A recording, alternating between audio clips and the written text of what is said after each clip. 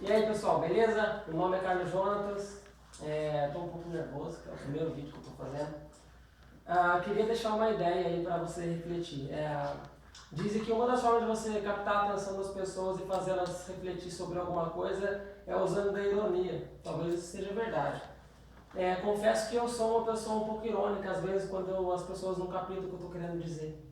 Eu sempre tive comigo uma ideia de que você deve sempre falar aquilo que está no seu coração. E as pessoas usam uma frase sempre como dizendo assim que a boca fala do que o coração está cheio. Mas na verdade isso às vezes é o oposto. Às vezes as pessoas falam o que realmente está faltando no coração. Um dia eu estava passando por um momento muito difícil financeiro e estava sem luz em casa e tal. E eu fiquei sabendo de um pregador aí dos top 20 do meio gospel que ia vir pregar na minha cidade. Ele era um pregador dos Gideões. Gideões, para quem não sabe, é tipo uma Walt Disney do meio evangélico. Todo mundo quer ir para lá um dia. E aí eu fui lá ver esse cara pregar e ele pregou e eu não entendi muita coisa do que ele falou porque ele gritava muito. Mas aí no final ele disse assim que ele fez um desafio. Ele disse, quem vir aqui e trouxer 100 reais para mim vai ganhar 10 vezes mais. E eu achei o máximo essa mágica, tipo, nem dentro de Copperfield faz uma coisa desse tipo. E quando acabou ali o culto, ele estava saindo com um monte de segurança, tipo Michael Jackson ou alguém assim.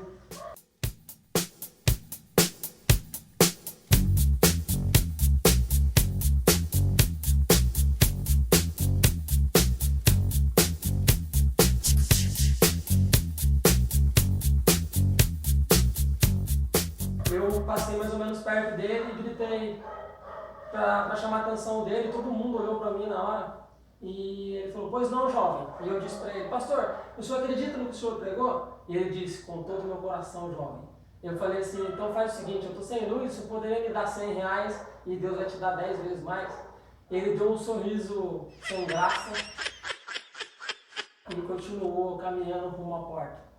E através dessa ironia eu fiz ele perceber que ele falava que o coração dele estava vazio, porque na verdade ele não acredita naquilo que ele falava. Era só mais uma forma de captar recurso para o ministério dele.